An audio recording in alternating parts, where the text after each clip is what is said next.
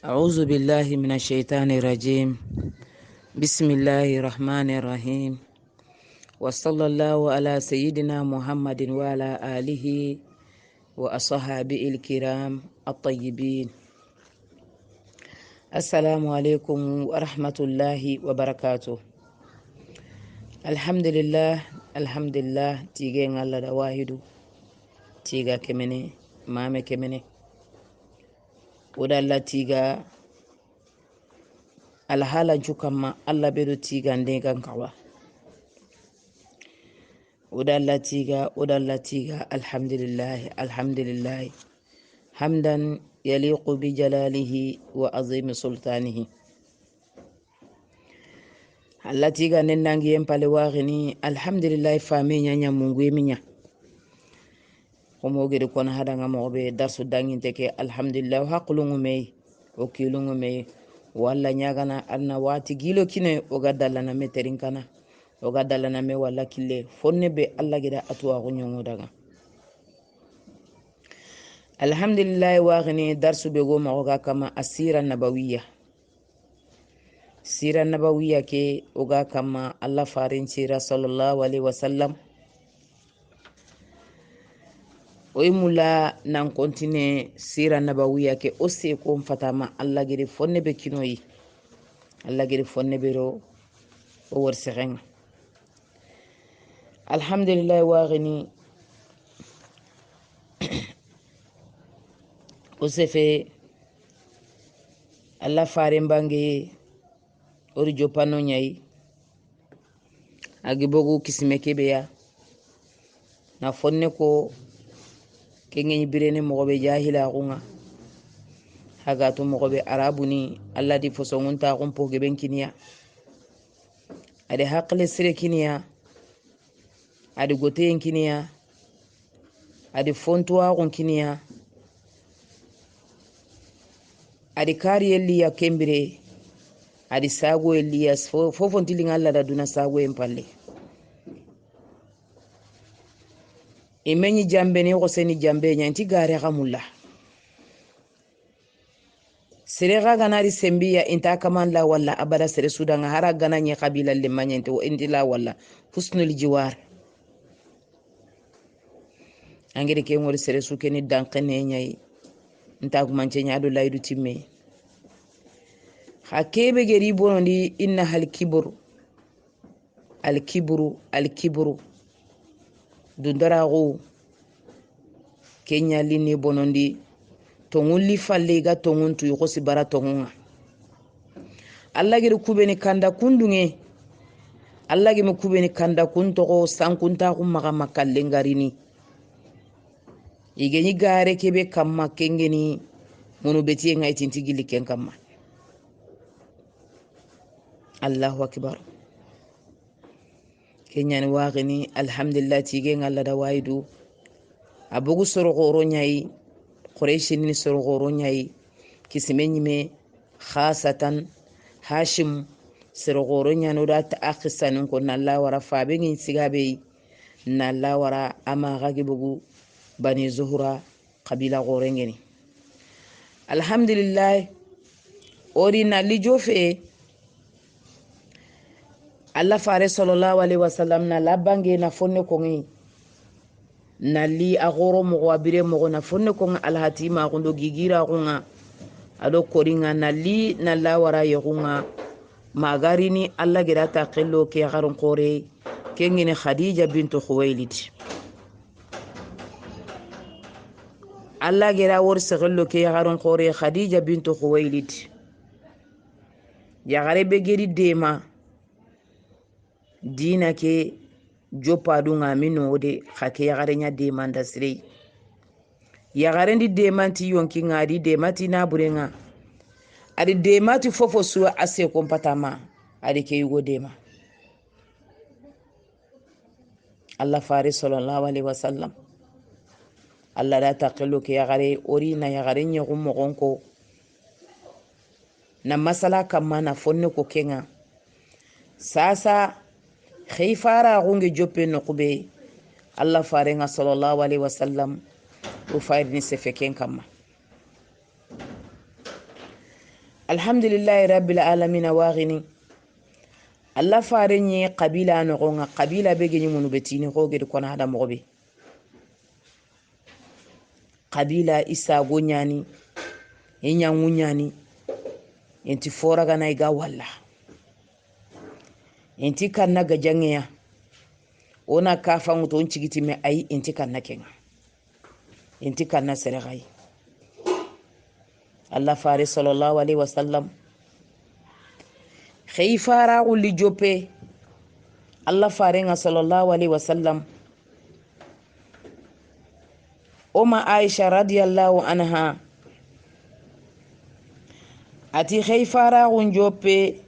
ti biru'ya as-sadiqa biru'ya as-sadiqa khayfara jope Allah fare nga sallallahu alaihi wasallam di kuyunyai kembira gana kuyube wori kuyi kenyana ko ille ngana kere anga fonga Allah mo be kuyi kenyana kundunya khifara jope kundunya Allah fare sallallahu alaihi wasallam bi ru'ya as-sadiqa foga boga muku khonnonga kono Allah fare khibare nga inta harbane tuni al-gharadu min'a ikun qallen maniga kebe muruntanu iga silama go ke iga fobake iga khima bonondini iga wolorum bonondini iga tinna yankandi ke dinay mungu ananti Allah foni ke dinay dina ke gananya ga silaminin maga gamsi adalla nyemene qadina ke sere fofe Allah dina nyani wallahu mutimmu nurahu walau kariha al-kafiruna walau kariha al-mushrikun saran kafirin ndungeo saram fili maga kafano ndungeo ibarao ke dina Allah foni noro ke Allah gir ke noro be kum sere sulante fo baka ke noro sere sulante fo baka ke noro ke noro to ko kumini amaduna gangiri to munyani ke pale di ferage be kutude geli faare ngemi bange di feranu kutu faare bange pale di feranu kutu ari nanya khay faare gajange nyane gumaran katte nyane mokota ko nyane me puti puti nyane jire nyane azabu ni nyane onke fona gaja onke fo la killanti ke dina burugana ke dina kamanna Allah ke dina kamanna Allah sere suge nagani site be nya ke dina Allah nan tuga dingila Allah sere sulan tan tuga na Allah falle an tuga dingila Allah ke nya ne be sunina ganin citi o Allah farendi sahaba ningeri na ganin citi mogobe posongunta ko sahaba ningeri kitama kita kafude isigan qore nyani dina ke geri nyanga man katebe worworni roke suna suko bane Allah fare sallallahu alaihi wasallam khifara gonjo peti kuy suru nyai kembre agana bogu makka no nga kembre hawotu gannin tagandunga amenyi karani ganni haju tuge soronte le gunne ba de ber gunne no nyai agana boga gatele haju tuge agana bo kani no nga ay menga na sanku kani nga ganaro gunne nga fonne tan anti dangini gidei amenyi dangini gidei amenyi dangini yitei igandin assalamu alayka ya nabiyallah assalamu alayka ya nabiyallah kembra nabi nyimme nyani ani falle fay ana teyem pay ana nogim pay anti sere walla kha ko ni torongi kunyinde kanne geli yere ay mesika awotu nanti kero sere kutonta bana kha wakati nyami kinyi finam Allah faren korosi sallallahu alaihi wasallam na tanga tebede fonne fobure nyageni ke tuguna ko ngagedi debere ama debere abada lemunu nga fofo debere ne bononta ko mahamuru ma deberi jambe mahamuru ma deberi gare mahamuru ma deberi minne mahamuru ma deberi munu batte ama debere sare makka nan khoro ami muno bota bada ami sigi muno kana bada amiro muno kompe nan naga sigi ni mo ko kati munoi abada Allah ma deberi Allah itikenya Allah subhanahu wa ta'ala ti nanti Allah woto agi fare lono no qube Allah woto aga khey fare mbagandiri no qube Allah di non korosi Muhammadu danga non kanya ntenya har kismen tarikh wangana wori angutunu nanti serti mantonya e menyi dugane jahila ko nga goluburu beni ganyana Muhammadu mankay ma deberi Muhammadu fa bankay ma deberi fabe ma deberi ama ma deberi akisma ma deberi keni tagumanco kore ay nterin kanda Allah fare sallallahu alaihi wasallam anyi gilli ya qemma khadija bintu khuwailid ummul mu'minin radiyallahu anha ana daga gide be gatini gari hira gidin kumme ba gen taguna no gonga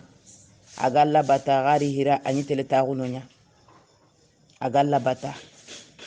anyi bita gabu nyana surtout sun kasunga katingana de anyi bito gabu nyana anyi wuru gabu nyana gidin kumme kenoko agalla bata anyalla bata tuanu nti bet kambeti mogo anyalla bata di mewali yogonati ala dini Musa ala dini Isa la ala millati Ibrahim hanifan wa ma kana minal mushrikin ani annabillahi Ibrahim alayhi salatu wassalam dinanya kama killenya kama hanifan wa ma kana minal mushrikin fil magakefi fonne gante وما كان من المشركين أمي في اللوك فالله الله فارس صلى الله عليه وسلم أغني تلبتيه بنيا غاري هراي جدين كم كنو أنيانا نكمغو أنيانا على دين إبراهيم عليه الصلاة والسلام هذا مرة ميغانا توقتي فطرنا هلا غير هذا مرة متكاتك مغو هذا مرة ميغانا توقتي كينا sara minya yahudi aminya nasara aminya fofa hada mare me sondo me ke milene na tunnan titege foy go wona aditaga kengi feti madi fa bay Allah fare li kenko atire men cu sare ni fitran kamma fitra ni kanni ngatege mo sonante ami filma ka kefi khagiro qabila be no gonga anya nasara inanya nasara anya majusiya inanya majusi anya yahude inya yahudi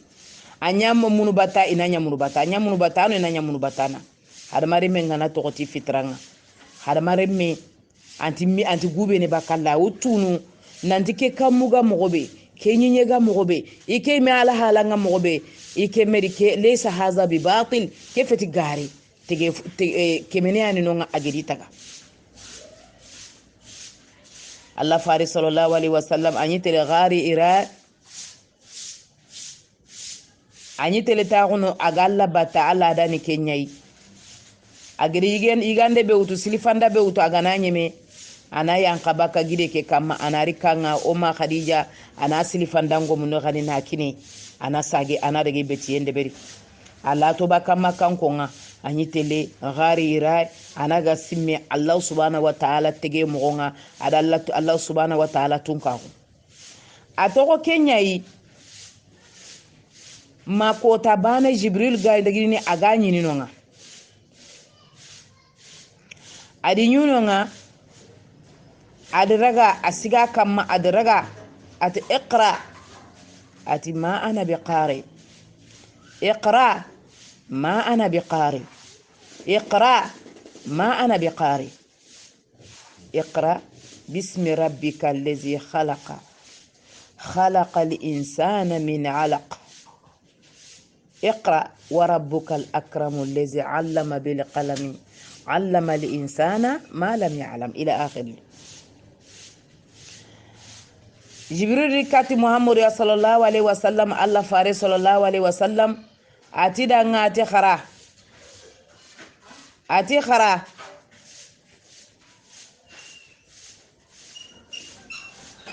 أتين كلا أنت خرا نكنت خرا نيتو النبي الأمي أمين خرانيتو أمين سفندتو آية فانا بيجيان كما إقرأ أن نقرأ هذا مري من نقوا خرانا أن نقوا خرانا أننا خرانا كتال لبات أني مغرا أن لبت يمغنتونو كمغو هذا ما كان قوا فوفو ولا دوكان دونا كنا خرانيا أنغان قوا فوفو ولا كان كنا خرانيا الله تو أني تو سالوغي باتادي Allah tu agun kitene angana tu Allah tu yen kitene angana tu agun muru Allah gano sude matu agun muru nga Allah gana be sude matu agun muru nga ya rabbi odu muru Allah ma subhanahu wa ta'ala Allah gana be sude matu agun muru nga Allah fare sallallahu alaihi wasallam jibril geri kate fi fana be ageri muramaga iqra annan qara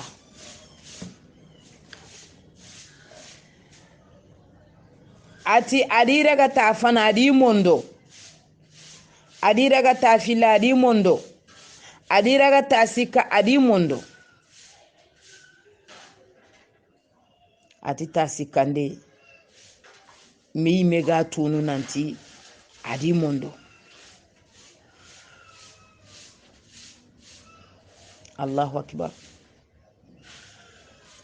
ata gedi mondo wakati be agiduguta adi wara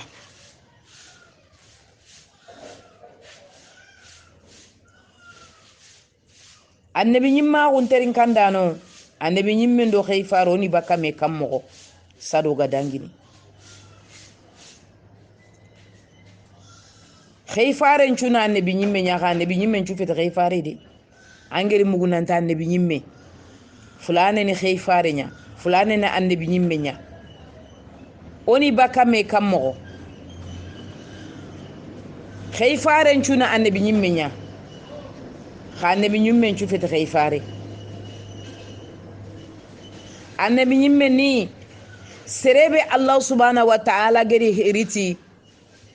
annabi nyimme yugo falle sharia gume yugo sharia adaga na sharia ke togo sharia ke nyaari burugene adi wararine analiken sharia kurumba gondi kenya na nari kata soronga anati kedi fulane genya hano gonga ameta hada kundu mannen tiga gari fulane kille ngara gari kewutu kenya na annabi nyimme khayfare ni Allah subhanahu wa ta'ala gir kebe gai soronga adi nuhu gai kati soronga adi ibrahima gai ani mugu kusuni khayfarunya adi musa gai kati bani israila ngonga kusuni khayfarunya nabi nyimmu nyane khayfarunya ni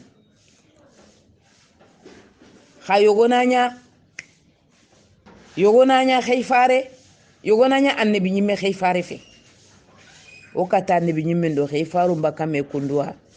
to anongri ko mobe kenya na Allah fare sallallahu alaihi wasallam annabi nyimme nyani khayfare nyani a jopeti manne kuyube ni ageni wori le ngana kiri ananya wanya mo agana kuyibe woroma Aisha hadisa radiyallahu anha ageri kuyusu wori woronga ile ngana kere anyana ga mogonya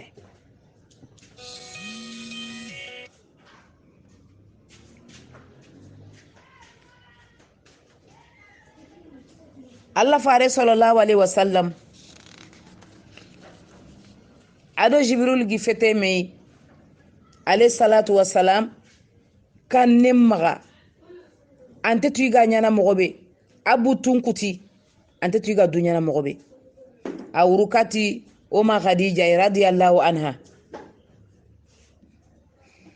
agurukati oma khadija radiyallahu anha ati zammiluni ay khadira me kufinga oma khadija nato oma khadija radiyallahu anha aya nyama ga wakati arira me nguto ari khufe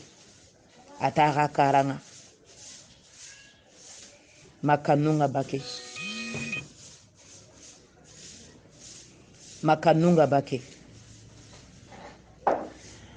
ati mannenya adi mogoko ati laqad khashitu ala nafsi nkoni nyimedanga ati mannan kono ndi ay qissan kono da faqalat ati man la yukhzika Allah abadan Allah ntanya gundini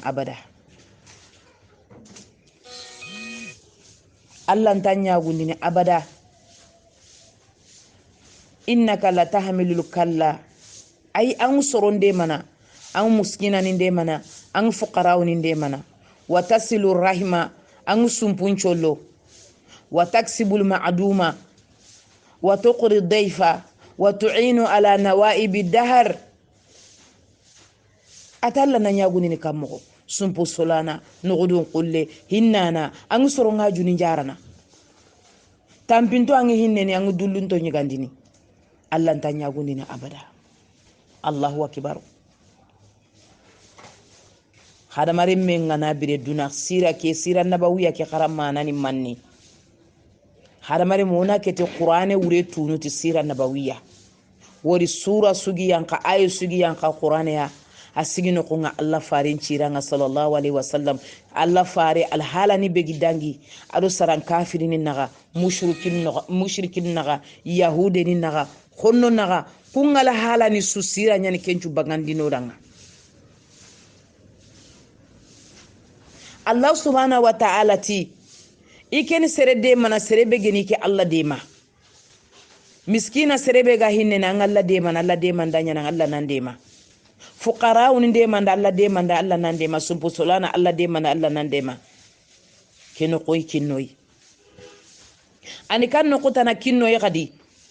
hada mari mesere suge golinya Allah danga angi suro Allah danga angi serenya jikento fu Allah ntanya gudina badan tampine kanti ya gunu muamuru tampi kha muamuru mi ya gude okuto maga tampi reifarun tampi inyani ileseme idulli idaku okuti kuna mo okukita khoronti fayni islami nadin terin kandano salama ko ke ko tenyande Allah moriti nyi ke kama ton tuma men kuge mi tuma ku tuma na kammo la jarabi ngu kama manen ci ko ku gante jarabi ni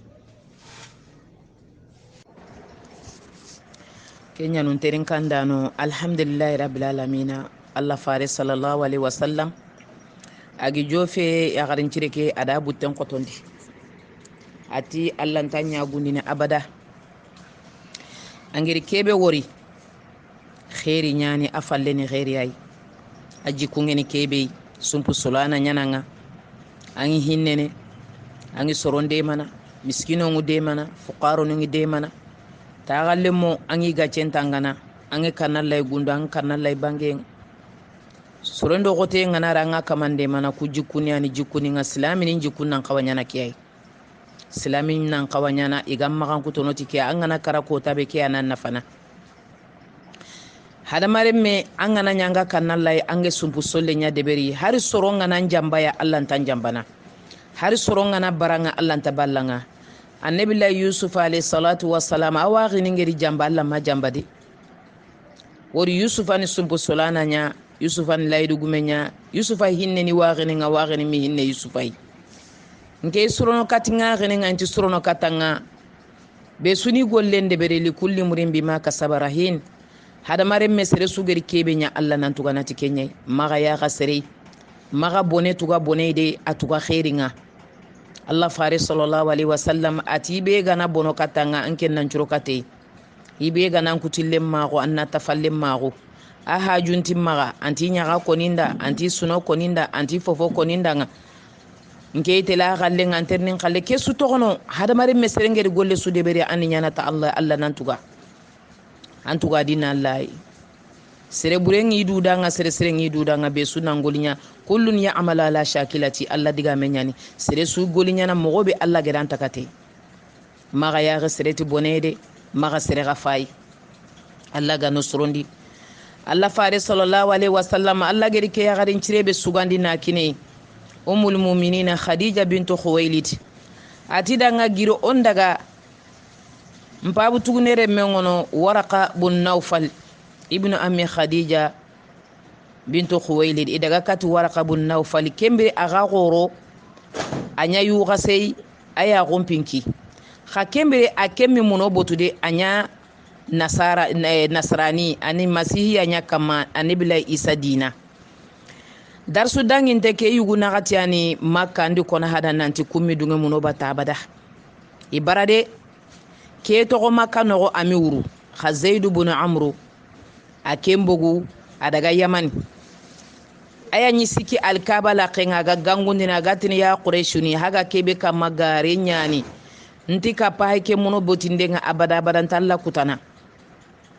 ani kitengu tanari tenga natin kama ngotu nanti keni gare nyai ke feta Allah ingenti ke bata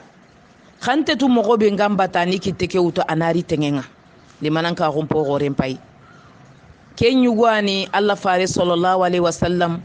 are mengere atrindi ado Umar ibn al-Khattab fa butugnen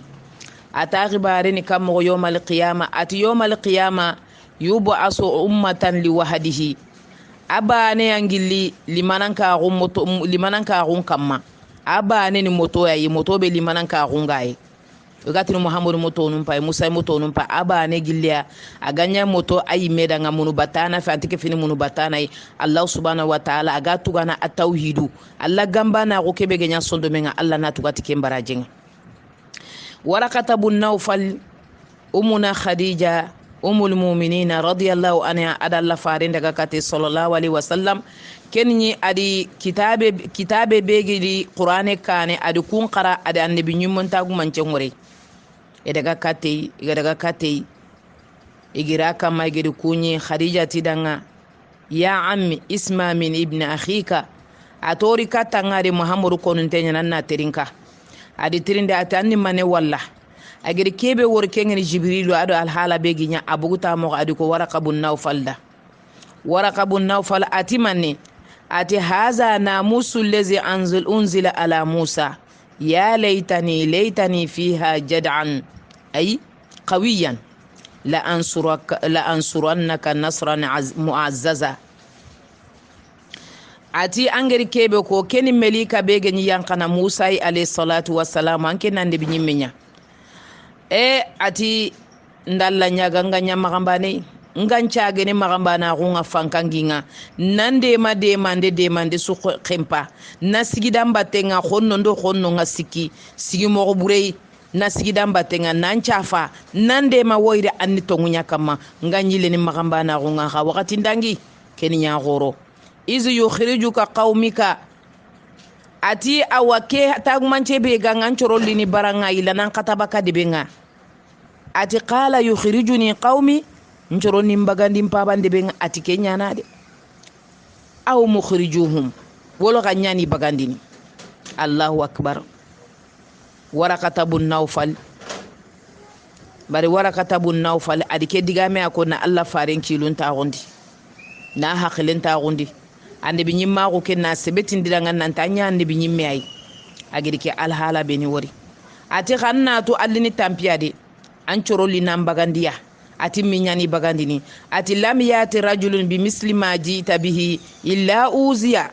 ati yugo sudo ke memere Allah meke annabi ke melika yankandi sere su kama annabi nyimme sumi dangi ankane Allah sige manyanga mankata soronge manyanga mankata ken nawfa waraka bun nawfal aga khistan kempere adalla farin naga sallallahu alaihi wasallam eti kempalle wakati depe amidalla a wakati li afati salo wayun kutenga yankana Allah farin sallallahu alaihi wasallam hakunu soroya limanan ka gonye isondo menga alhamdulillah tige ngalla da wahidu kharifa yade anyi nasrani andi na nyakama khasefe fongeri kebe ko nan talla fare lina atagu mancengi sefe fon nogonga ikunyime utu tongunyani kana libara tongungeri na libara tongunga ke gani musiba ide Allah nto sankundi Allah fare sallallahu alaihi wasallam adi wiyalle manyilla katika ngakilun ta gonta adi tuketa nanti annabi nyimma go nyani tongunyani ajopidanga awani yille ne kati itikafu ke wakati su ayitel gari hiraike anadaga itikafu ke eti wakati ri wahayu keri kuti kanulo sondo menga fifa le ko tabane adi gangunda wakati ni ya muhammad adi tempai adi no gempai ami fofori kempa ladi mengutu kamunga di melika nengor kamundo nyinyen nakangari kamundo nyinyen paga Allahu akbar kanunda nga akhiti akonu nyinyenga bine hawli maraa agigiri awuru kati wiya lemanga fazahaba musri ana di tanjondi ila zawjatihi khadija bintu khuwailid adaga kato umma khadija bintu khuwailid adaga kate ati zamiluni Allah subhanahu wa ta'ala di ayan kandi ya ayyuhal mudaththir qum fa'anzir wa rabbaka fakabbir wa siyabaka fatahhir wa rujza fahjur yugo be gerira men qofudu kamanna nyayde giri annan gongondi sorongongo igongo manne anni gongo jahannaba yimbenga anni khirikatallai anyira mo anni sonondi anna takbiru ndebere Allah danna siga Allah danga Allahu akbar ko ngine Allah danga anin doronta gon koy soronga anna nyira mun conondi fo buren dambencu anna Allah to bake fofo suga Allah butundina ngure anna Allah to bake. Allahu akbar. Ke ayede Allah farenga sallallahu alaihi wasallam adi buga annabi nyimma ko ngana nya khifarere annabi nyimma ko ni jibril garni kateyi aga kuyun walla khasasa khifara ko nyalli giri igeti giri timanne adeberi nyameri nyani filul amru Allah subhanahu wa ta'ala di nyameri nyankanda kama Allah fare sallallahu alaihi wasallam gajangen jope fotum poti en jope jire jopere ngari Allah gana nondo dan Allah fare sallallahu alaihi wasallam sharia kurumba nyani a faidina jopa gajan kurumba nyani a garna jopa ado makanko na maka mushrikuni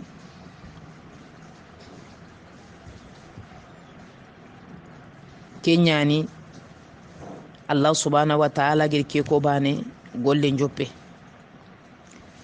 sasa adi ya meri yankini nanta na soron ko fume ani faren kinyandi soron annan faren kinyandi soronga annan na ganin cita ando soroku aga siki siga be hancigi manin ke Allah subhanahu wa ta'ala faren kinyandi soron sere fana be gili manan ka gute keni koyi awiya lemma ke ya garin cire tarihu ngemi ya garebe meriti kenni kaninya Khadija bintu Khuwailid radiyallahu anha awwalu man amanat bi afina limanan ka gute afina lo islama gunga ser fillandenya Ali ibn Abi Talib kenni afabu tugunere me aslama wa huwa saghir awwalu saghirin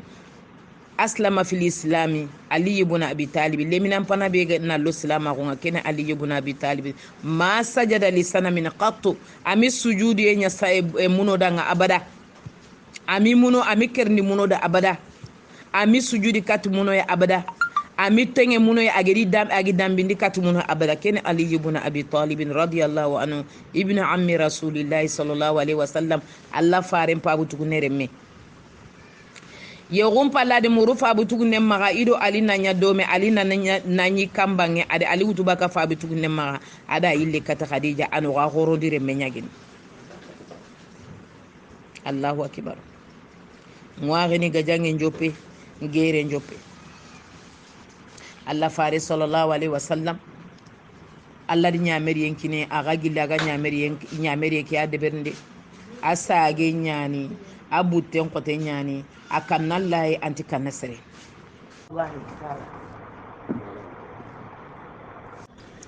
Allah fare sallallahu alaihi wasallam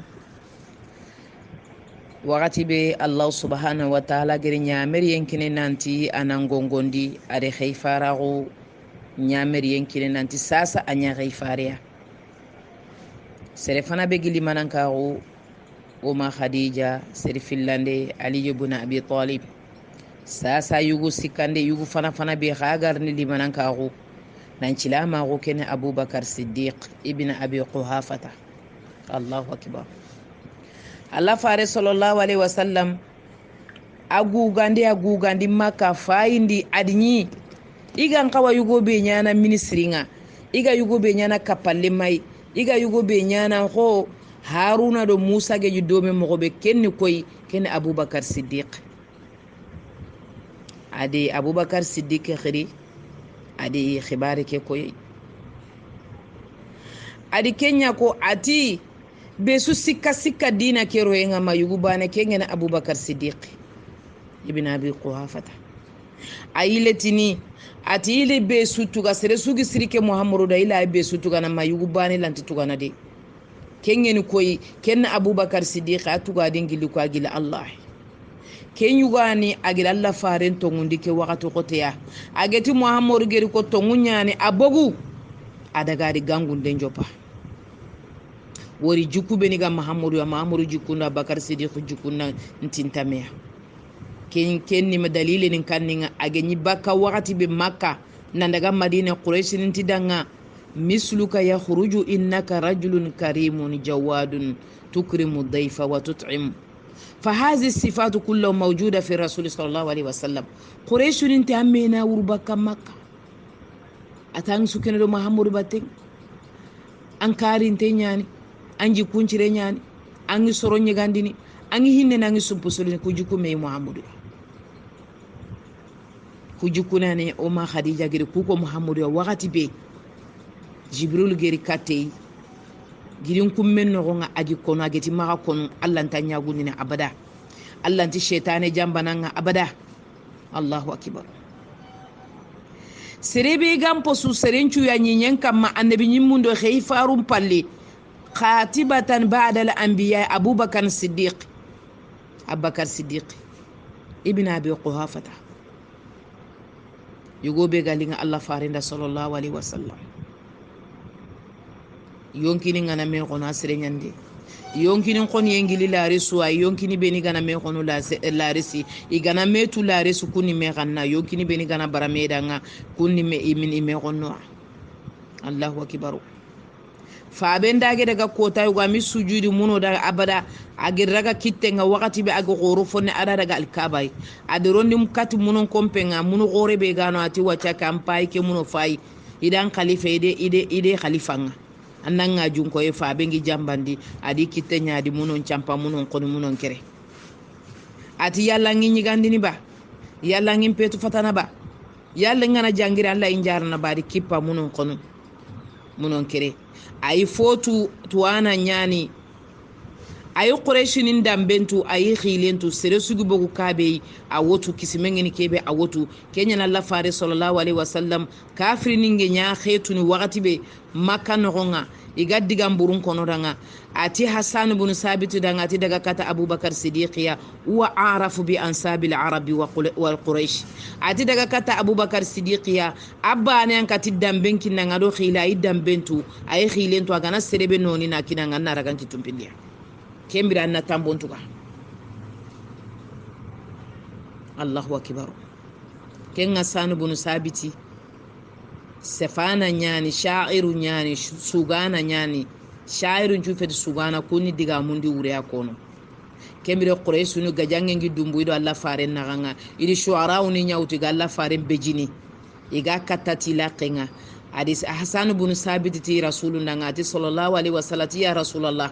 ati gedambe jatingi bejinde yankadini ya alebu nga to khero dunan gille naga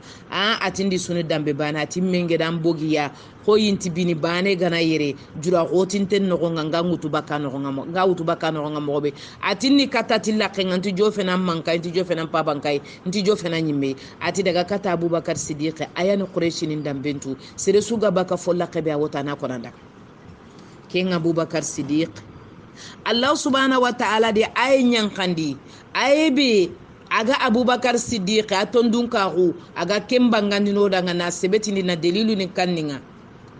wallazi jaa bis-sidqi wa saddaqa bihi ulaika humul muttaqun abubakar siddiq Allah fare to munyan ka kamal abubakar siddiq yandi to ngundi akenna lankanna na ken mu'minin lahum ma yasha'una inda rabbihim zalika jazaa'ul muhsinin Allah dikenko Allah na abubakar siddiq to ganade asigido Allah fare mbate sallallahu alaihi wasallam ke wakati goteya khonna ngati tora ngati rogoye ngati butun kasa ngati asigida batin ari koyi yati khamaga du toro ndo ke yugoni domeya ni de manati naburenga na de mati nyonkinga aboga ari dawan jopa atanger kebe ko tongunyani ari dawan jopa abubakar siddiq abogu ari fi fana benya abogo ari dawan nya jopa yalla abubakar siddiq ari université nya karaba ari jamia nya karaba diplôme wani makaba ari master ade beriba ari doctorat ade beriba kadawani wajibinya adda awa wajibun ala kulli muslimin wa muslima dawani wajibinya islamiya garindo islami gonchu kama gananya hangar fu baniyatu akinyandi anga sura baniyatu akinyandi anga ayi baniyatu akinyandi Allah fare sallallahu alaihi wasallam ati ballighu anni walau aya anga aya baniyatu anna kinyandi Allah fare sallallahu alaihi wasallam Usman ibn Maz'un Sa'd ibn Maz'un Arqam ibn al-Arqam Abi Salama Ja'far ibn Abi Talib Asma bint Umaysi Ammar ibn Yasir Suhayb Rumi هؤلاء بنات الإسلام الأول عثمان بن عفان زبير بن العوان طلحة بن عبيد الله يقوم بايا أجيب جيب جيب وغنا تونا سوكو إذا أيتلك كملوا تانجي كصحابة سرفونو بنيجي سلامه الله أكبر إن الله بتا الله بتا كنيا مكنيا إتلي مني أرقم ابن أبي أرقم كنيا إتلي الله بتو كنيا نقول كنا الله تقول درس داني تقول كم غبايك أيستفا نقونا أن الله تو على كباي فوني أن نتينتو على كباي أمي بقول ما كان نقونا أنا هنونا عنو ففسوا الله كمبري بيتي نراكاني فيلي سوغبا راكاني فيلي كينغا نغون راكاني فيلي كمبري الشريعة ميانكا كيتي ميانكا سورة الفاتحة الله فارس صلى الله عليه وسلم جبريل أريتونغو كينغا أدو سالجون تمو كمبري دي نقوبة فاي كانوا يركزون على جانب التوحيد الله غمبانا غو ken no tawhidu no kunyan ko to ken ngati wori mushrikun jamane nyani foke tawhidi ke anan cabata hada mare mun chondo men ken ngati kembere na lina jikun churondi wal ba'su nan ko isoronga nanti kallem pale wundi nyana wundi pale korosin de nyana ken qoro kafirin chondo men ngati ajala la aliha ilahan wahid inna hadha la shay'un ujab ajala la alihata آلهة إلها واحد إن هذا لشيء عجاب كني كوافيدي محمد رينا الله نيا الله باني مك الله جبه جبه الكعبة نعونا كني الله نيا الله باني كني كواندي دي كني كم بالوغا محمد بيتو نغانا غودن تمغا تانكا تمغا كنيا لين الله دي كخاي nteri ngandano gere mpai jopene musiba mpai jopene addawa sirriya dawa njope gundo nyai sahaba ni menyi bange nga abada nyitele menyi komo gere konada dawa daru ibn abi arqam ibn abi arqam nyitele menya kanya zaid ibn harisa ta ganya islamiya allah fare nyamulla anyido allah fare batagol nyanga nanyani magi togole ne yitini zaid ibn muhammad fa abtala allah hukumu tabanni allah subhanahu wa ta'ala di ay nyankandi nantire mu beni fa ba gifeti sere mu be khamari dambi kati fa ba de khadere mu tu dambi kati fa ba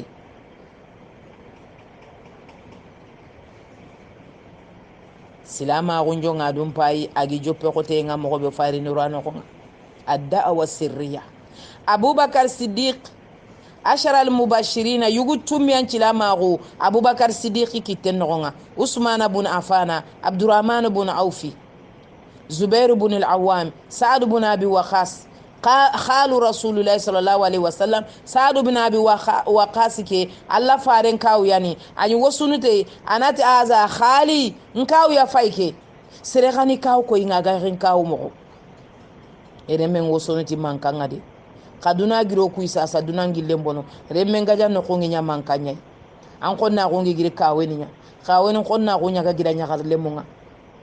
anti foko no makawu lemu ando fonti me mama lemu ando fofoti me mama ni pil ando fofoti me ma gida nyugo nyani adi ma baka ka bane ita adi mani kabila bane sumbukutana ndiga me baiti anti tina wono de ani nakernia ani nyana ko kinyandi ndiga me Allah gano nya sumpu solano ide subukutana toro na aljanna terin kandano agananyi be foga ndan chumpu na kan nasrondi anti sorono nan tangi na tane anti sorono nan tay fo sorono ay fo sorona nga anti sure mur nan da na kan nan tangi mi sure mur nda anda na kan ante rakatana kempe anna kenan lay gundondo bangi Allah subhanahu wa ta'ala ati geri sumpu tagaidi kutuba ida to gombe gi to gonyai ati serebe gana to finan to fu serebe gana kutu nan kutu sumpu lembro na aljanna ide khoron kenan lay khoron ken sumpuya khoron kenan lay khoron ken sumpuya sumpu gana baranga maga bere sumpu gana koni maga koni sumpu gana loko maga roko sumpu gana ka maga ka tokono kullun ya amala ala shakilati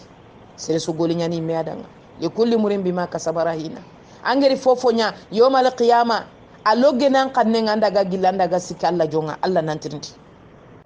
Allah fare sallallahu alaihi wasallam haga na sira ke terinka khoron churoti sira kiri sahaba goro kusu jukun ko ngimana ni manne onchuroya angana siran pamu anna qur'ane famu sira do qur'ane yantele dome kusurandi duna munyi haula ilazina fatau dunya kuandi duna munyi ti silama ko ku yantampi kafa batuni ku segundi kutundi ku eganunga igo ni karallanti fetempa ina sufa kani tammenyai ngera hakungo gilo wankeno saliju muto itelle misidenga mogobe galungo do na teretele mogobe galini ona tererini sampanto ifentanto ikendentoi agana linganda imanga na butu shetane gana sangatanga yogor dinka na to kan kompenga na sale na tanti tele miside e misiri ndege ni wajibi antinya na wajibi an kama wori iblisa sangatanga kempali yogoren kama misiri ndege ni wajibi nya anga muko Allah fare sallallahu alaihi wasallam Abdullah ibn Maktum finkinte ati ya Rasulallah hal tajidi rukhsa atangi noye kitani keda finkintenge ni ngama sharia ngi dungene nan jallin kompenga ati ya langa na yanka ke anti salegri kanne mukuba ati ngumuku atame kanan kam oku o kompon no ngo salegri kanne muku climatiseur ni ngure ventilateur ni ngure koron kompon no siman kompon no matala goron kamma keme wujune sogon kamma tankerege wujune sogon kamma bafu suru kompolungu sahaba ni mungu kompo kitaba da nangiri na lojo nga karonjo nga na sali jungutu na naga sallalla anna sogoma wakati be galinganda andanga ona ileti no do kunna menya aljanna o do duwa nene mo da Allah nene mi sogo geda Allah nene de an o go do duwa nene Allah de kella ba do daga hadisul qudusi ati inna ma hiya a'malukum hagollu nyani haga na de bera ya hada hage ma de bera anta da khamuso ngefetinga de tani fili tagandenti kenya na seredanga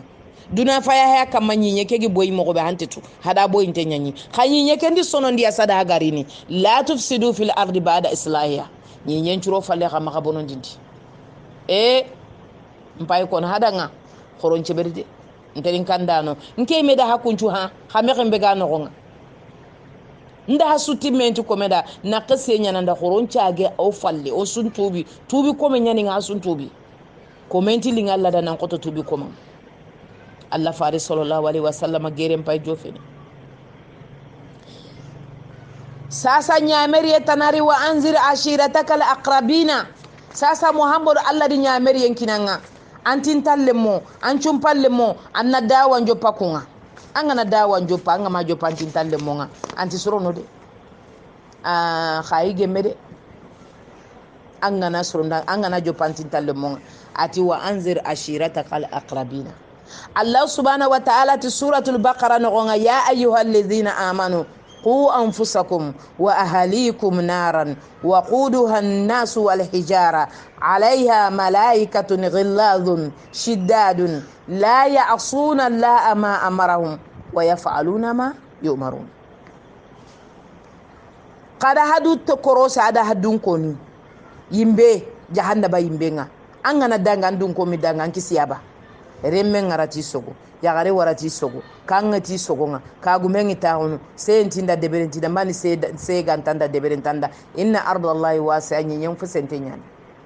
Allah tonka fi me kama ona me halikiya ba osoni ko Allah danike e fa bankanya no kisimankanya ayanni jomo ay angana nyanganta jomu ya igan pitinana igan jare bini igan dinan bolondini igan limanan ka gon bolondini inna ardallahi wasi'a annamuru annam bogi no gon annan daga tawo guppen ko to gunnenga ando gunnen curaqu ando yelungun nam masalan posi gedan pitina bakan dinan ina daga jare ba hana ka fani mutu hana fitinan cigindi sumpun na kuti melika nunga na riyonkin bakenga na kinyanga na timmanin cigangi to ko kunu makallengarini an ka geri du tonyo lenki kellante khafir nandang nan to me kama na me jari be khafu na me fitina khafu so nin kontu burun chanki nyalingeni on chanki on bogu me kama gajange ngana bogo on bogu me kama ona maga me bononti yogona nya kan no ngadi ya rengo mundambani ay anta gunte angirinte ancho gunte haji suntu surona kenga haranga na so ya idike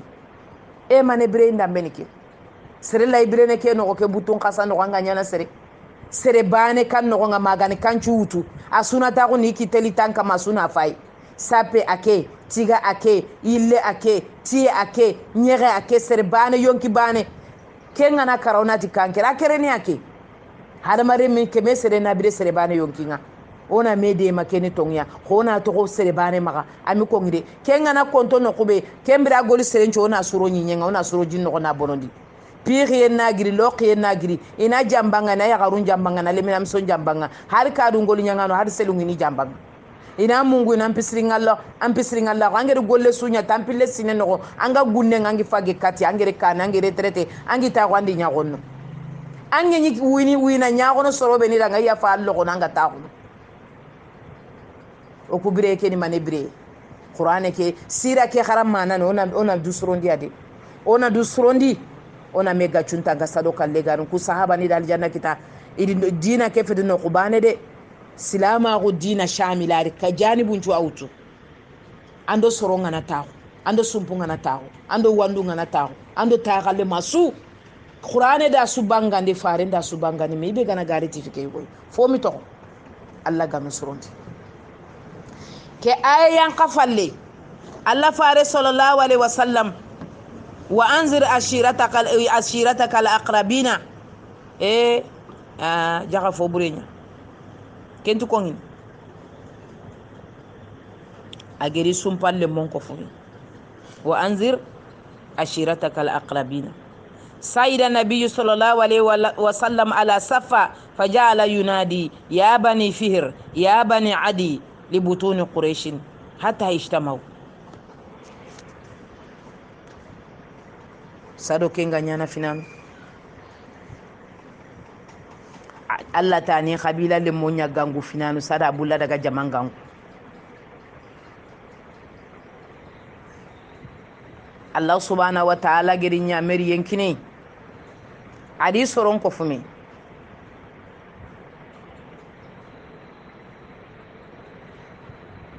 agedi soron ko fumi atira ngananti Allah di ngarakata ya khifare Allah tinna hagongo ntintalle mona hay bani hashim ada kabila ke sugangu bane atalla di nyameri yenkini nganna hagangu katalla gambana ko Bukhari yani ke hadith al-laqami an ibn Abbas radiyallahu anhuma qala nazalat لما نزلت وأنذر أشيرتك الأقربين سيد النبي صلى الله عليه وسلم على صفا فجعل ينادي أستغي صفا جدين كما إغانغونديني يا بني فهري يا بني عدي قبيلة كسوب يا بني هاشم أرأيتم قبيلة نشوري ميكو في وقت بي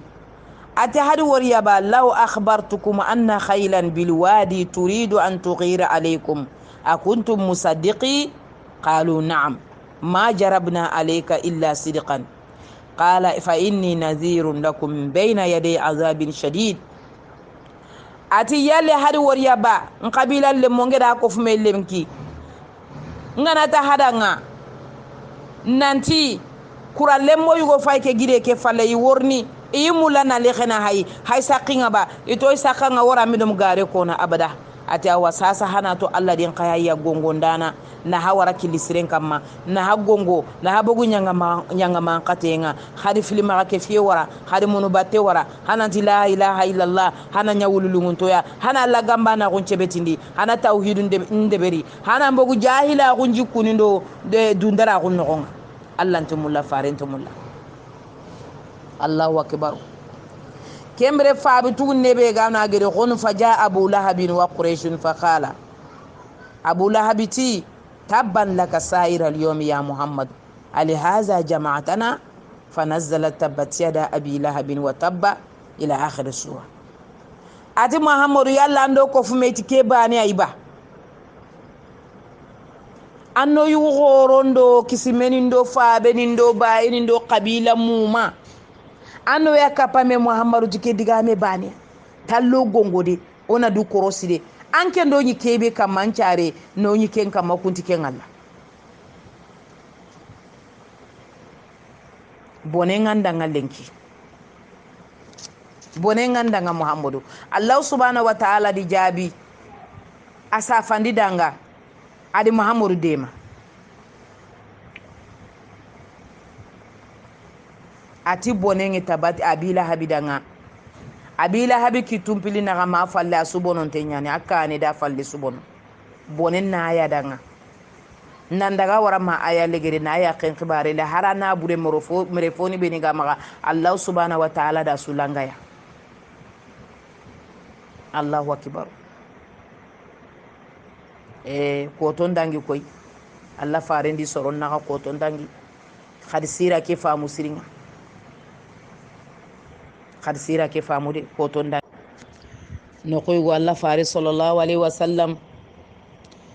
itati jamandanga inna ra'ida la yakzibu ahlahu wallahi law kazabtu an-nasa jami'an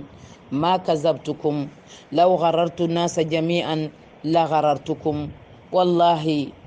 inni la rasulullah ilaykum khassa wa ila an-nasi kafa wallahi la tamutunna kama tanamun wa la tub'asunna kama tastayqizun wa tujzauna bil ihsani ihsana wa bi su'i isaa wa imma aljanna wa imma an-nar etike diga megi kongi atingana duna sugara ndinta su ngana duna sunene nta hanene ngana gara duna sudanti gara na hadan alla den kayahiyya nda hagene kabila bana illen kayni jamancu duna su khadi hana to hakalla haga gen kane mogobe hawulliniya haga korosini ko haga wullini mogobe ibe gana nyu surenya alla nantu ga sure ibe gana foburenya alla nantu ga fobure fini filli anno ngare kani filli mandaga aljanna mandaga imbeng fa abu tugune abu lahabiti khuzu ala yadayhi qabla an ya'lama al-arab wa tajtami alayhi wa in sallamtumu idhan zalaltum wa in mana'tumu qutiltum abu lahabi gano ati khari kera ga khagemi kei khari kelemine ragare hanangemi ke diga mege kelimina ga kelimine la qenga wono ko ngaire khagemi ade khabila ngirindi ketani fitinandi aga mulla ngirin qane ina keri khagemi keya hana ke ille be ga fini baka kumella qenga ke tifi fo be ga baka kumella qenga gemi memba gandi finanu khari dege hana kere hana sankundi ke diga mebe ga kela qenga o ku geri ke mugo da gina kabila banore mengina kempo da na ganga kabila nin kutunga na ke mugo hana tu nanti gana ke mugo anyana musiba nyai arabu nini menyi ne tini ni kerni o kan terni dungi o gana giro gana to isafa ni da ngai khairi no sukeriya o gana waraga na nyoda rogoye ana nyoda nga ko ngina to do wa gelle mengara gonno ndiker anyano da lebu ay khage meide awreni manadi jamanya butinde Allah fare ngure sallallahu alaihi wasallam abu talibuti afa butugne afa baro kebe ga sare fa biati wallahi la amna annahu la baqina atiranga imdi lima umirta bihi فالله ما زلت أهوتك وعمناك غير أن نفسي لا تطاوعني على فراق دين أبي عبد المطلب أتدعنا أتلا جرانيا أمريكا بدعا فابنين بيلا فاجي سجي مجونا ساسا سافن دينيانغري أبو طالب سافن دالله فارنا أتدعنا الله جرانيا أمريكا بأننا كينيا نموغبي غالينغاندعنا أوانغي دام باتنغ أنغي سكي دام باتنغ nintogo birene mingiran chafa kitentoro nanga sampantoro nanga janentoro nanga ninke Abu Talib to birene atingam palle de minge safa nanga mingere honno nyonto bakanga mingere kafani nyillani bakanga serentan kitana khanna tunke me yonki ke nditu nanti to ngonya nan kalle ke nyonki ke anko nde mana aginga langa bakim pa ba dina ke kamma kemba ne kempale wallahi chuke dambateng khana to kande nallama Allah di kenko atalla farenda Allah ti sere kanda na serebe galinganda khalla sere kanda na serebe galinganda Allah gano kanda ina Allah maga ke fabutu gine siganya faiki agere ke siga khote be uto Allah farenda sallallahu alaihi wasallam adi ke siga uto Allah farenda Allah subhanahu wa ta'ala ti fasda bima tumar wa arid anil mushrikin rafa qeto khidinde nyalla nonga wajuden kuti Allah fare sallallahu alaihi wasallam ke andangi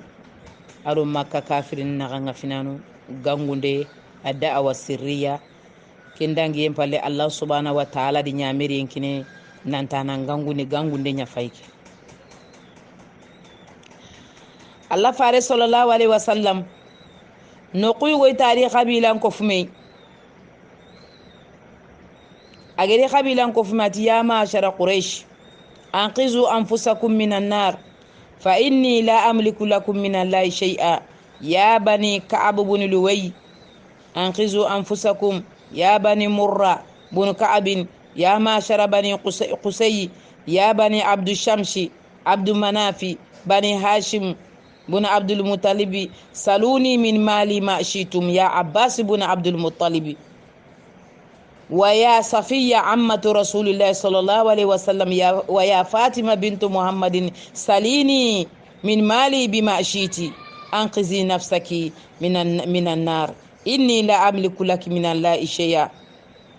غير أن لكم لي رحما سأبلوها ببلائها غير أن لي رحما غير أن لكم رحما فأبليها ببلائها إتألا فارس صلى الله عليه وسلم ركي قبيلة سوء تتيتقونا نالي فابو تغنى تتيتقونا نالي بايو تتيتقونا سفية نالي لنيا غلو تتيتقونا تي انت فسرنا هذا الله نغانغا سيري سوغادو أن دوتانغا أنغا دوكسي نيمبي مغبا أن دوكسي sumpu kebe ginda hana ganga kenya ning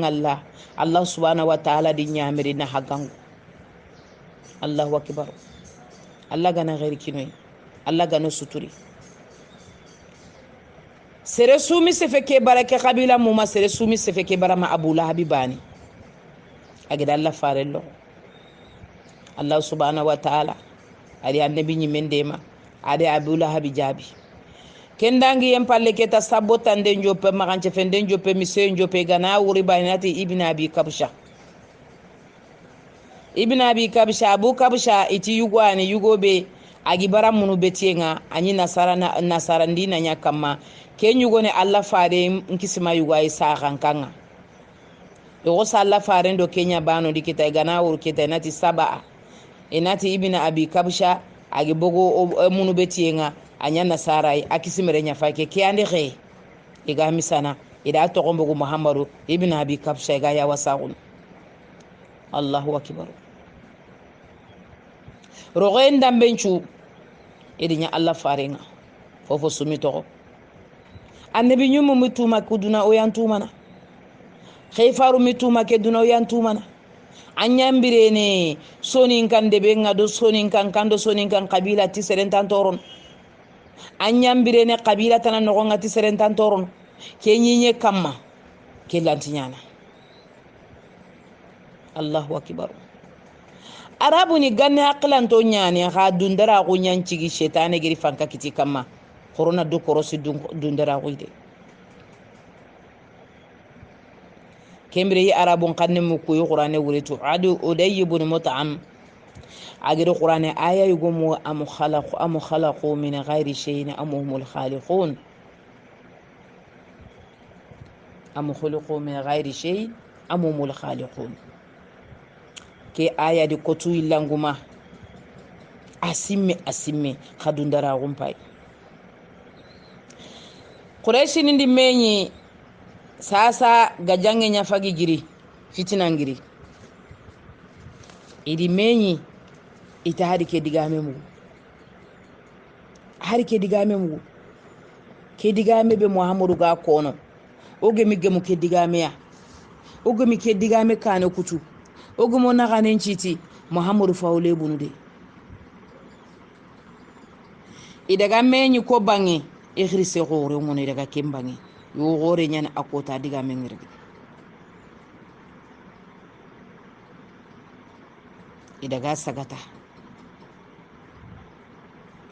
idaga sagata kengini walidu bunil mughira min sanadidu quraish tonto goronya fay kuya abu lahabini abu jahali ato feta abu jahali kembire hakilante yani simmana aqlen qorenya ni ageri silama gungeri bane ageri dunya go turinte inti tongu mulla inti tongutu Allah farendi abu jahalire Allahu akbar. Daga kati Walid ibn al-Mughira kenya ni khirsu qore nga kota quraisin ndi menya bangi aw yun qoro na burengi ma itidanga anna tunati hijunga katin tunto duna su tengeno kuya oge mi digambane kita na ke fukenga na digambane kita na jikubane kita na roke Muhammadu ya Muhammadu gana kudiga musa ke sorondo mena nga soroli no lebu o dina bonno maga o muno ni ku serente khibata yirina aw dambelli ni bonno maga. Allahu akbar. Ata hadi tongun ko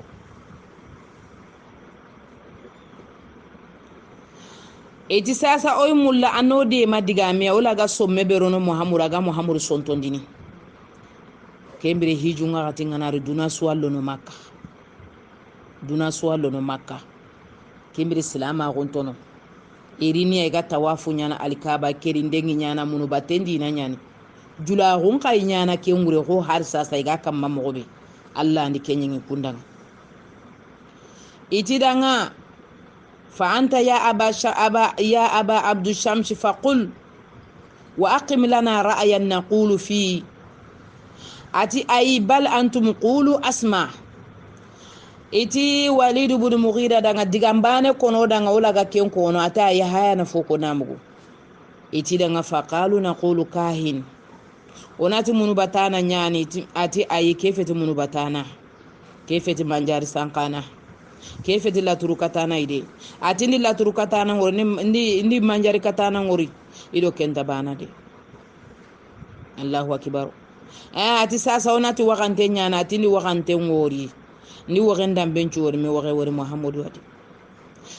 tonati suga na nyana ati ndu suge mugu arabun chuge ngasutu ni arafuna shi'ira birajizihi wa qaridatihi wa maqbudihi wa mabsutihi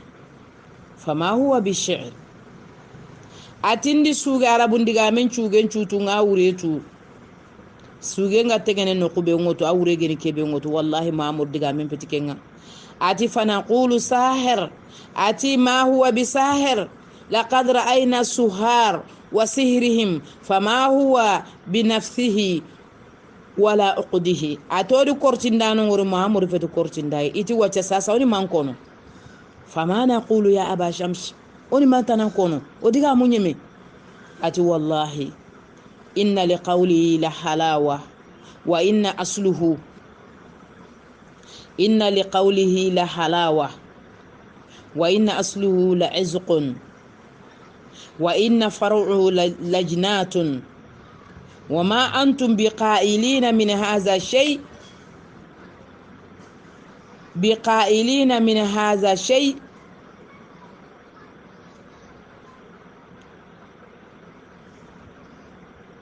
atahanti fofo kono keya illa urifa annahu batil wa inna aqraba alqawli li an taqulu sahir. Diga men po de pe haga kebe kono Muhammadu ga diga kannu beni kono daga men nyane alinge nyane ay famu no wure nyane diga men ko diga qotinte nyen la arabe kannen posre nyane agado qur'ani diga kanne ati lebunte yesere sulati leburu no ke diga me ke diga me linge nyane adaga munte nyane awure tuinte nyane nuru men nyane famu yengi kitene aganaro haklinga ngutunu nanti tongu nyane hakulanti diga me su kono nanti kenni mo kengari ni Muhammadu diga me ke randa hakun kallinya nyana garenga sasa oga kebe wutu ona diga men po de pona ti kortinda sahirun yufarriqu bayna al-mari wa bayna abi ona ti kortinda nyande ay be sudi soron patana wa bayna al-mari wa akhi ayanda ngaginin patana ayanda papa fatana wa bayna al-mari wa zawja ya garendo yugom patana wa bayna al-mari wa ashirati hagana tirinka hara qabila le muhadifetene ata hagana kenko kila ifamini fa anzala Allah ta'ala ذرني ومن خلقت وحيدا وجعلت له مالا ممدودا وبنين شهودا ومهدت له تمهيدا لم يطمع أن أزيدا كلا إنه كان لآياتنا عنيدا أقال وليد بن المغيرة سأرهقه صعودا. الله سبحانه وتعالى أديك آيان كنما آي لغري aga Walidu buni Mughira aga magan kutono ke aya nogonga Allah farin tampide atampide atore de silama gon kinyandi ndenga atore quraishu ni maga muhammadu dina ke gana bange ari ni siga ke ko eregiya kanan ka rubeni gi maga khrisa rubeni gi maga banna rubeni gi maga mi dina ke fam mi dina ke famude ikonu kenyai wa qalu inna tabi'ul huda ma'aka نتخطف من أرضنا أولم نمكن لهم حرما آمنا يجبى إليه ثمرات كل شيء رزقا من لدنا ولكن أكثرهم لا يعلمون سورة القصص الذي جاب iti mahamoru danga ogana sukke danga o nyinyon na regoy o naburu na regoy o wori segen na sanku o ga nabure be kapame o fofo suna dugutoy o ge dangor mo bani sone nyamulla andi na kene sone yonti dungene Allah ti yali nyinye kebe gi maga ngedi wara ke nyinye kebe kamma duna suga tengeniya yalin ke Allah mi ke kini kuiba salo silama ko ke garini ke kabe abrahata geri nanti ya karnadi turu yalin ke misafandi ku komoda ngaba ngir ke ka korosi na ke ka tanga na kure yankanda abrahata la kamma na tayran ababila niliti na abrahata halki na turu halki na turu gankon halki ni di gajalle mo halki ni di tangumu itamugu mundi lobugu mo halki mungure keswa hada manifestir ngalle silama gonjo ngado koto adumbude nterin kandano amino Allah fare sallallahu alaihi wasallam agiri tora be wori ke diga me ko ngi fallado quraish ni naganga idi giji munya ta o meketa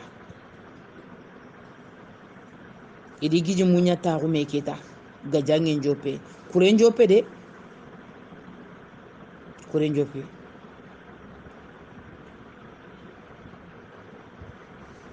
kuren jope gajangen jope ka wadun ta on pay quraish ni yogoni ga gale hasida gunwe muhammadu me kituduru gume allini nan ta Allah di ke gayo kuya ku dungene ke ngakammo yogoni gale ni dundara guni jikku ya bure ngende hasidi bure dundere nyani ka wadun te nyani ante ghairi mulla sereda antum mulla serena ghairi kita Allah gano kisa Allah gano tanga sasa hijunga gatilli edi gomu digambane kamma igan kawa kebe kono muhammadu danga nanto nanti kortindanyani sasa i kabila nin tagandi daga sigi killenga yamanin ko garanti killebe samin ko garanti killebe iraqin ko garanti killebe basran ko garanti killebe najidan ko garanti killebe yasriban ko ngabe su daga kabila tagandi irinya jama on cigona gomu aganati ku onati ke aganato ngun ko nokobono kallenko sorollo kabila ni lo deben no nga Allah fare sallallahu alaihi wasallam ayile ne sorondo mena ya ayuhan nasu qulu la ilaha illa Allah tuflihu khanati la ilaha illa Allah yawm al-qiyamah naru al-jannah yala Allah fare ngangundi kati me banta gangundi katallai Abu Lahab ya falla ganati qulu la ilaha illa Allah naqube Abu Lahab ya falla nati la tusaddiqu huwa sahir huwa kahin la budda anna hazi hana magat ke terinka de hagana kudiga mu terinka kuna habonon dinia ana hada soron patana ana ha jumbonon dinia o imeda jarande me ali haqqlenti dome jangirante nyani ageni diga men ko noqube Abu Lahab ga falle ayata dunu ari tambogo noqube ari tallono hari ke woriba nga khille menyani o kuy mare meni ami selle kortindanyani diganduru ko ngana nyani sorolle seme ka ke diga me la ilaha qulu la ilaha illa la tuflihu atogo so hada mari bunga qalonga atogi torun nogonga atogi kilunga ari sondo munga tungunya lono sondo men nogo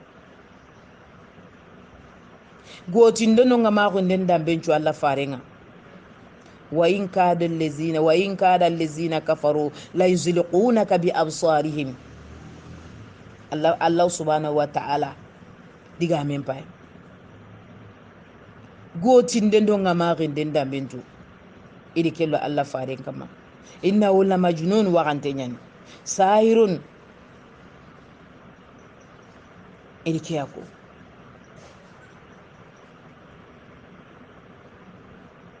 iti jinna gume nyani shaytani nyani قل هل أنبئكم على من تنزل عليه الشياطين تنزل على كل أفاك أثيم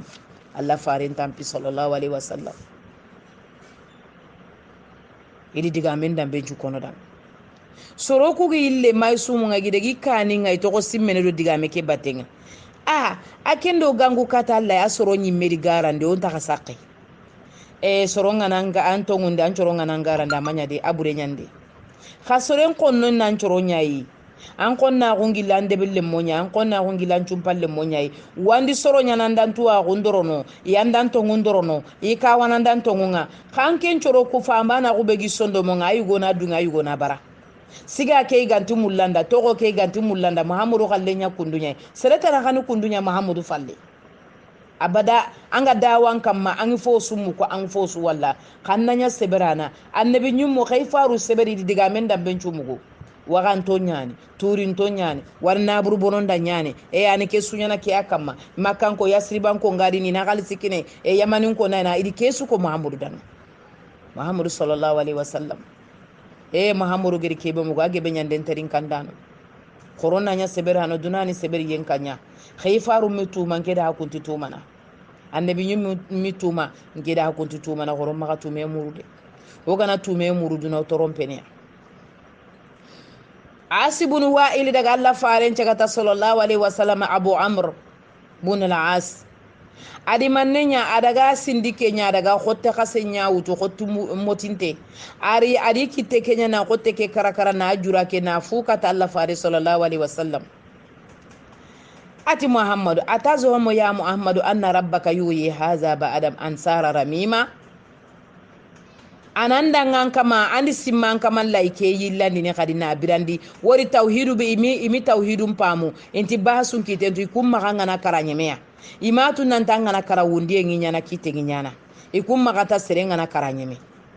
muhammadu anyanti ke gotegi nya kundu na nya juranga mpage da juran fute katanga nantanga kama laike birandini muhammadu misakuke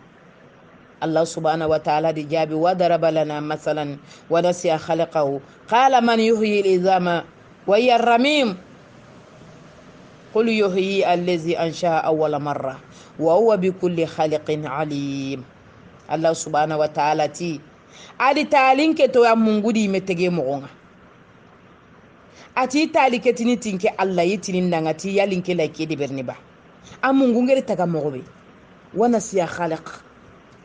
anke ni koyi anti sirimme baka anti suwanne baka hadamare manyon ki layte lanjiginte anto gonta layte sirimme ngallo go mo banda sumbana keri mo ke Allah maka fankella sirimme jaaje tunu mo bala jaaje anyanti ninke danga nantinke lantike brandini kallem palle anyi meni kammo Allah di kafiri ke jabi Allah farindanga asibun waili ya danton dangide Bilal ibn Rabaha nyanga mankate nyanka Muhammadu taralle monga muazzinu nabi sallallahu alaihi wasallam kana abdan habashiyan aswadul lawni wa huwa waliyun min awliyaillah komo yugu binne agile habasha ka wallahi Allah wali nyani de waliyun min awliyaillah Allah fari sallallahu alaihi wasallam atimero aljanna ko tasu ngemi Bilali to pon xanne mugim palle kusoro tampide anyi ko maga kota umayya ibnu jumahi anyaya maga akota adi Bilali nyanga mankata adi toran damben churo Bilali kama adi rogen damben churo Bilali kama adi kacce lo kanne ngana kitun chiti na khili na akini lemunu nga ado tu ambeli ninga iga walla do nyenga iga khili ni danan daga seintenga na sogondi segen kama na jane nya na kotu na tangi ille ne katumunu betenga te ahad ikege talla bane ntaka ille ne katumunu betete enterin kandano khari sira ke famu hana qur'ani famu hana dina ke famu nyanga mankato nyandangi soron kam ati abada Abubakar Siddiq dangin telli ati umayya danga ati ngumulla na ganne ngora ni mamurune adi jonko khora adi sima Abubakar te bagandina adi na bure nyiri ga dero kitte ngata fay ayile fokka pe ata kininga ado gobo ada ganne ngora Allah yugo dangi de tare ko ngageri laydi be wuti dalla na gali laydu ke timmandi yugu dangi gida Allah tongondi Allah ikunyugu mulla faringi mulla isigan kore nyana lama ku yugu idangi tarihu ngai khisan ko ngi manani yugu tanani nan chuko di batenga yugu muduna har sasa yi khoymo khoyi mulla inan tallan chuko khissa ke gana terinka ada kan ne ngora Allahu akbar fonti linga Allah da itu quraqaba na kan ne ngora na analinga Allah danga anga na kan ne hora Allah nan tugata aljanna adi bogu nyanga man kate no adi bogu roke no nga adi bogu dulle no nga adi bogu jani no nga adi bogu sengu yen no nga na siti na khiri maka kiyenga mo be enterin kanda no sorobe ni geraga hije kadi trindi climatiseri falle componti mulono de non te nyande kembire dulli nyangin kiyenyani kembire taga ndummi nyakundu ke seinte na adama de men cigindi segen kama na jani ciginda kama khadi kempaide ku yugu dangi tarikhu nga ku yugu me aljanna kitaka fumene ida aljanna golle nya debe ilam punto nya na akota idi kotu kembere silamini ni takandu fi kenya ni waghini alhamdulillah rabbil alamin Allah faris sallallahu alaihi wasallam fabu tugune abu lahabi ari keta gajangen jope khonna kun jope ari hisarul iqtisadi julabe ni ga makka no nga yile di batenga serebe gana sukero mahamudu batenga anganati ang julanya ginanga anganati yoken nan kinanga yoken ni keme anati nanya komo fili yoken ni komo fili anati nanya komo nakati nterin kandano ko to ndangi angi ta kuna la gami adangi ade kusoro tampide Abu Lahab dina ganin citi gonna damben cu Ammar ibn Yasir Khabab ibn Arata kusu tampi Yasir yu gasenyani yu gore nyani Yasir kengene Ammaru fabai adi tampien damben cu wori anga nyanga man kate betu kafirin da su yankandi Allah faren cilaminin kamma Allah faren cahabanin kamma ibe gana nya julai makka nogonga iganatu nanti fankanga nga ikannan coronga inadanga ankenga iganatu nanti fankantanga kembire keta ayi ankendiro gencu wori Ammar ibn Yasir di madi fa bay kun tampide Ammar ibn Yasir بن عامر بن مالك المزهجي بن الأسم العنسي أبو اليقظاني Ammar بن ياسر أتامبي ukunya ni soro fono nga soro beni gero silama gunga ige nyanga mankate ngora adiya qisumeya bintul khiyat radiyallahu anhu Ammar ibn Yasir feti makata ganai ayi amigiri makka ta ganafi ari ya sababuri ari en sababu ngeni makka iti waxinin pille anya maga makka iga golinyana banen to kone harisu banen to kone malik ari idalla igiri yamani iri makka iri golinya agiri ari muru ageri ari waxini ku yillandi kati yamaniya ari maliki yankan yillandi ari harisi yillandi ko serebe gana mugu nantanga xinin pile daga gunne ga debebe andaga dibate dalla adi sagandi idegi kara yasiri metogo makka fahala fa bani aba huzaifa bunil mughira bun abdullah bun umar bun makhzum agi sembe yugo be ajatigi ginya yugo be kenni halifunya agi sembe yugo be akota atokon huzaifa bunil mughira bun abdullah bun umar bun makhzum kabila gore nya na sembe kunga idi komo ya gare nya ginde ya gare ke tokoni sumayya bintul khiyati ar lenyugo sarada atokoni ammar bun yasir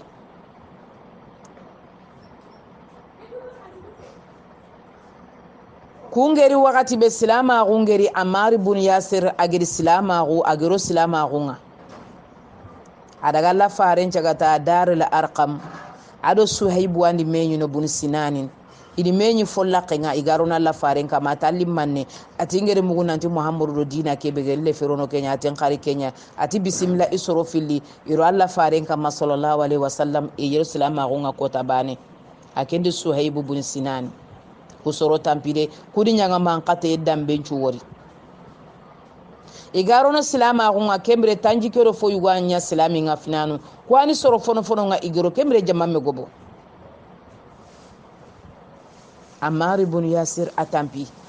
idi dunanya nga mankate entu yankandi inya mankate entu yankanda di yaken kamma iti jane ngobo enda kotunde ngobo enda nga Ammar ibn Yasiri nyanga mankate enda nga akara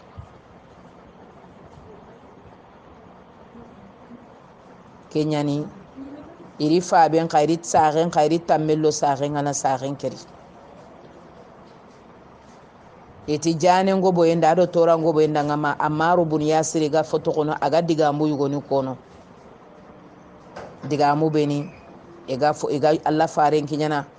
Allah faren geri wori ati kayfa tajidu qalbaka atambuteni kamo ati mutma'innun bil iman ati danga faini adu fa'ud ange kebe ko ige dan tirindi khari tan nan caage saage anti fo boroni ke muhammadu ya khay fo toroni kunga Allah subhanahu wa ta'ala de ay nyankandi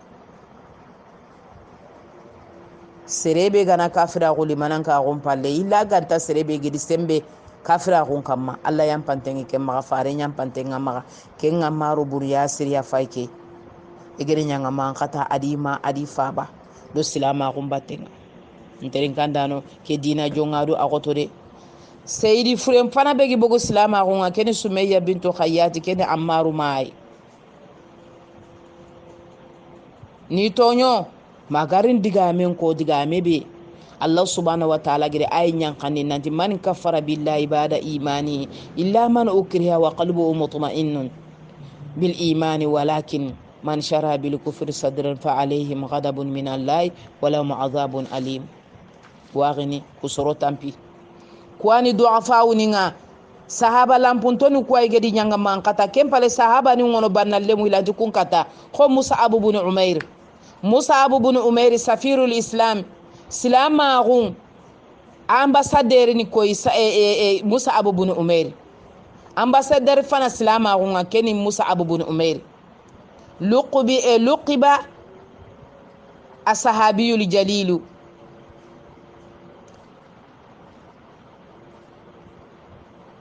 sahabiyul jalilu ke Mus'ab ibn Umair adi siga gore kita luqiba bi muqri Qur'ane tanganda Qur'ane tuwana wori Allah farendi warakati Madina na daga Madina ko qara ngundi Qur'ane ni famundi dinanga Mus'ab ibn Umair amanya ya garim banna ya akota Mus'ab ibn Umair بن هاشم بن عبد مناف بن عبد الدار بن قصي بن كلاب القرشي العبدري البدري كنيا بأبي عبد الله أسار مكة أغور مكة أمير غنو قوام السلام أغنغارين السلام أغنغندونياي دار الأرقام السلام نيجي نقولنا وقت بأرجع السلام أغنونياي خوفا من قوم أغا كني سرون أغا كني إماي أما يغارين بنا يغارين تقولنت يغارين دولة تادقان قانون رجنا كوتا أتقولني خناس بنت مالك بن المضرب العامرية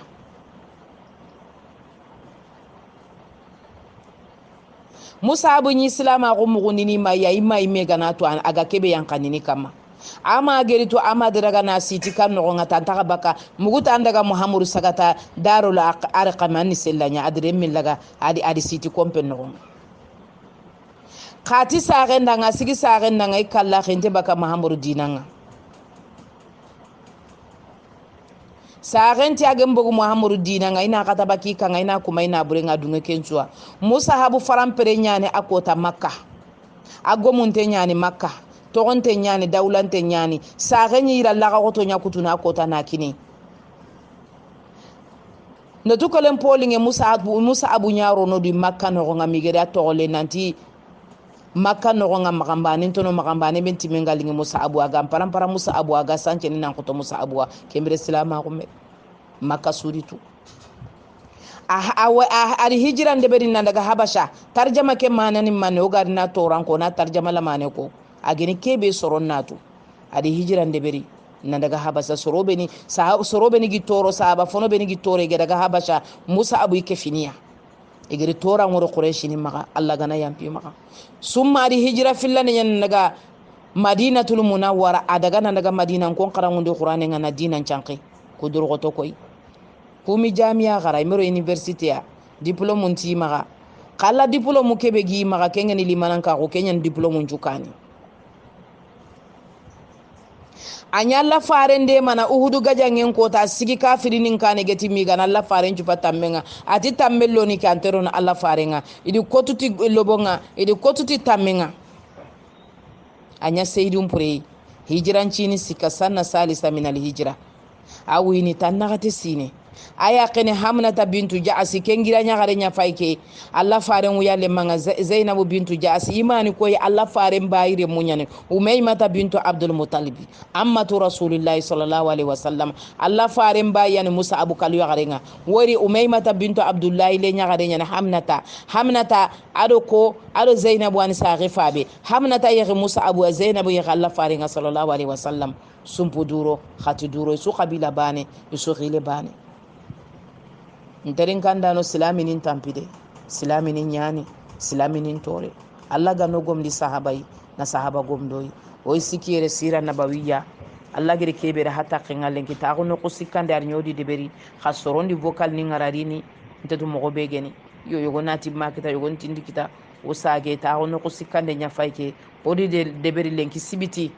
samedi nyani lenki le 15 août ageme manne zilhijja tampilendo korgo oduguta nangomu wakati kebe ga geni 13h17 Allah gano gomdi sahabai na sahaba gomndoy haga na sahaba kitei agira Allah ide haga na sankuye kitei agirinke aro shetane timmenta hadamare medanga hadamare menna qasintenye hawaqi ya garenya no mukulsum jabira nambo gidi magale ya gusela khirindi foke 00227 80 36 11 17 أقول قولي هذا وأستغفر الله إنه هو الغفور الرحيم وأتوب إليه إنه هو التواب الرحيم والسلام عليكم ورحمة الله وبركاته.